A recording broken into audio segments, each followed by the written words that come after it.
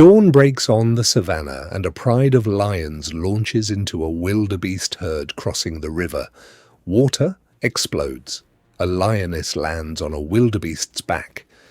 Just before we continue, we're new to YouTube and we've just created this channel for wildlife enthusiasts like you.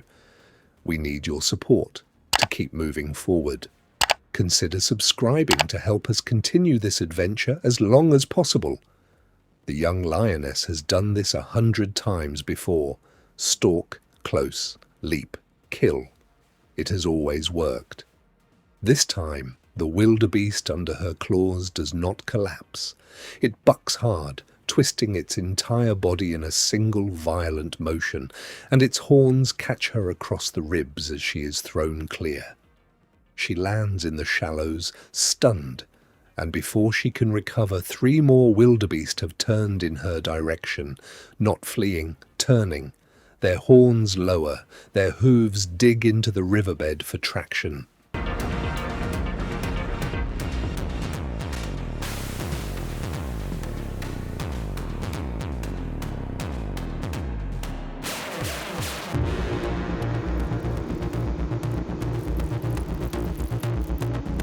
The pride scatters into chaos that none of them saw coming.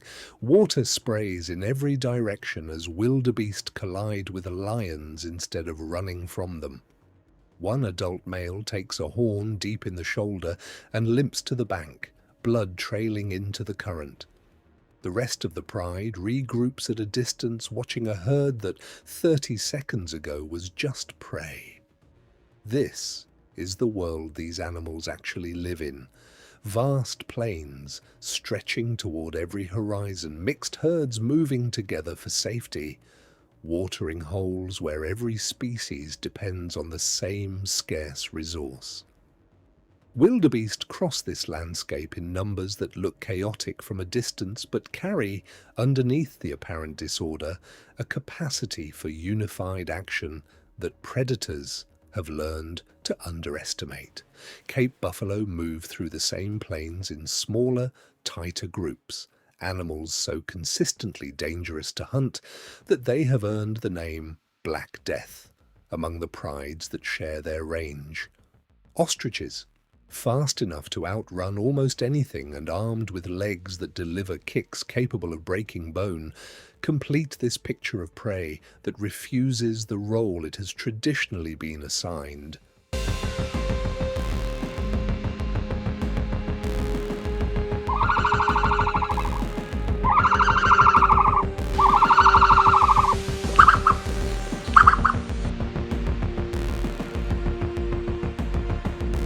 The lion pride, hunting this stretch of savannah, has grown overconfident.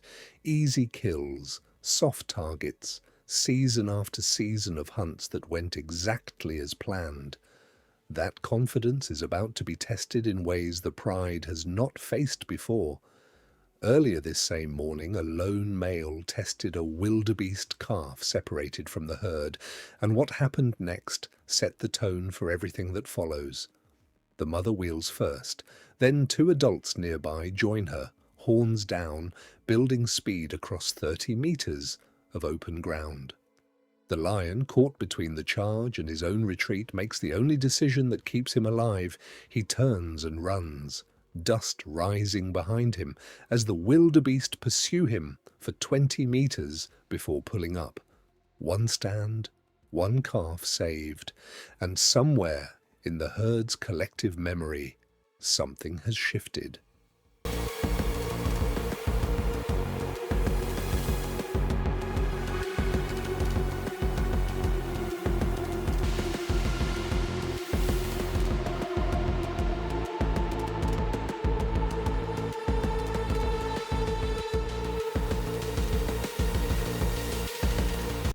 The Great Migration Crossing is supposed to be the easiest hunt of the year. Thousands of wildebeest pack into the river at once, panicked by the crossing itself, vulnerable in the water where their footing is unstable and their attention is split between the current and the crocodiles below. Lions have hunted this chaos for generations, picking off stragglers at the edges while the main body of the herd surges forward in blind panic. This time, the panic does not stay blind. A pride of 6 attacks from multiple angles as the herd reaches the midpoint of the crossing, exactly the strategy that has worked every year before. But somewhere in the press of bodies, an old bull reads the attack pattern and does something the lions have not accounted for. He stops. He turns to face the threat instead of running from it, and the wildebeest around him, reading his posture, stop and turn with him. What was a stampede away from the lions becomes, in the space of 10 seconds, a stampede toward them. The lead lioness, mid-leap toward an isolated calf, finds herself suddenly facing a wall of horns and momentum instead of an open target. She aborts the leap and scrambles for the bank, but the water slows her in a way it does not slow the wildebeest, whose hooves are built for exactly this terrain. A second lion, positioned to flank from the side, is caught directly by a bull's headbutt that lifts him off his feet and drops him into the current. You'll see in a few moments how this turns from chaotic defense into something closer to coordinated retaliation, because the herd does not simply scatter once the immediate threat clears. It presses forward, the thousands of animals behind the front line, adding weight and momentum to a reversal that the lions did not plan for and cannot easily escape. A third lion, pinned briefly against the riverbank by the press of bodies, takes a trampling that leaves him struggling to stand. The pride's survivors pull back to the far bank, regrouping in the shallows, watching a herd that has just demonstrated something they will need to remember for every future crossing. One lion does not return from the river. The wildebeest, already moving again, do not look back. The spark that started with one calf's rescue has become something the entire herd now carries forward. At the watering hole 3 days later, the same pride tries again. This time, the target is buffalo. They have identified an older bull moving slightly behind the main herd, carrying the visible stiffness of an animal with old injuries.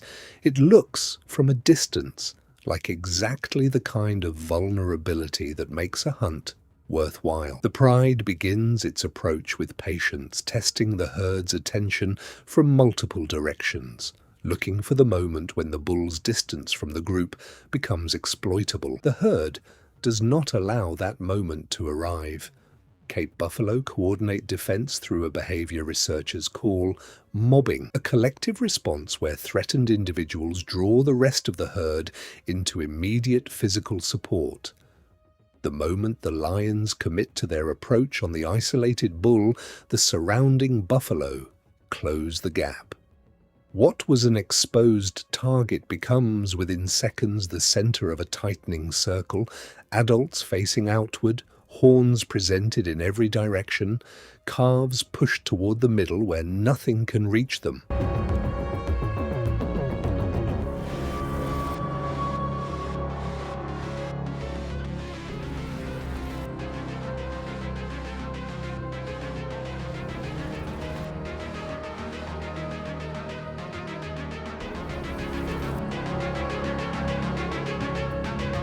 The lions probe the formation anyway because retreating now means an entirely wasted hunt. One lioness leaps toward a gap in the circle that closes before she lands, and the buffalo on either side catch her with simultaneous horn strikes that send her tumbling backward through the dust. Another lion, attempting to flank from the rear, takes a charge that lifts him fully off the ground and drops him hard enough that he does not immediately rise. The buffalo do not stop at defense. This is the detail that separates this herd's response from a purely reactive one. They advance. The circle does not simply hold its position. It moves forward as a unit, forcing the pride to retreat or be overrun, and a veteran bull at the front of the formation delivers a final charge that breaks whatever remained of the pride's coordinated approach. The lions that escape this encounter do so with injuries that will affect their hunting for weeks. One limps badly enough that the pride will need to adjust its hunting strategy around his reduced mobility for the rest of the season. The buffalo herd, having delivered this lesson, resumes grazing within minutes, the calves already back at their mothers' sides, as if nothing extraordinary happened at all.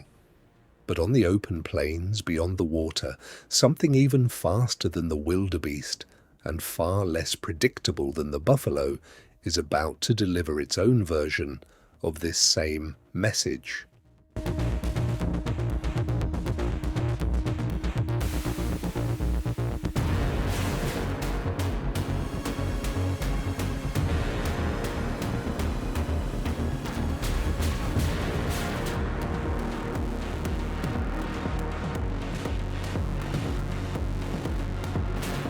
The lion stalking the ostrich pair has made a fundamental miscalculation.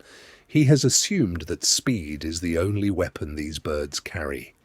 The pair has chicks nearby, tucked into low grass 30 meters from where the adults are foraging, and the lion's approach has been read by both parents from the moment he entered the area. What he does not anticipate is what happens when the stalk transitions into the strike. The male ostrich does not flee. He turns to face the charge directly, and at the exact moment the lion commits to the final leap, the ostrich delivers a kick that connects with the full force of a leg built to carry the bird at speeds exceeding 60 kilometers per hour.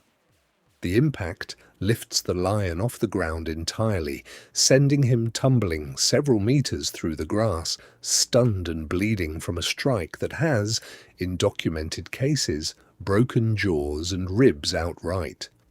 The female joins the counterattack immediately, and what follows is not a chase but a coordinated assault, both birds delivering rapid kicks and slashing strikes with their claws, driving the lion backward across open ground with a combination of speed and power he was not prepared to defend against. He attempts to disengage twice and is caught both times, the ostriches reading his retreat angles and cutting them off before he can build enough distance to escape cleanly.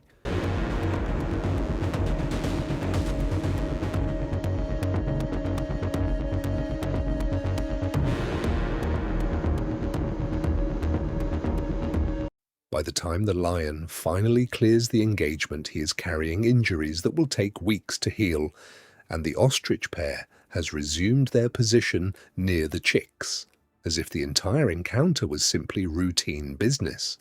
For these birds, it largely is.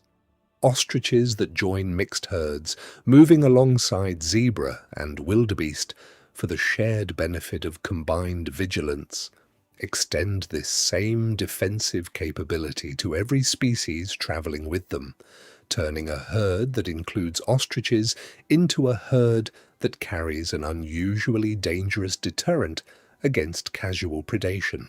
The lesson, once delivered, tends to stay learned across an entire pride's collective memory. None of these animals set out to overturn the natural order. They responded, in the moment, to threats with the tools evolution had already given them. The wildebeest's capacity for collective reversal, the buffalo's mobbing instinct, the ostrich's devastating kick. What changes is not the existence of these defenses, but the frequency with which prey commits to using them fully. A drought eventually forces every species in this region into the same narrowing stretch of river valley, and the predators, desperate and pressed by scarcity, attempt hunts they would normally avoid. What they find is a super herd that has, across this entire season, learned the value of standing its ground. Wildebeest funnel attacks into exposed positions, buffalo circles absorb and repel direct assaults. Ostriches deliver flanking strikes that no lion has found an answer for. The pride that began this season overconfident ends it considerably more cautious, having lost members and learned the hard way that easy hunts are no longer guaranteed.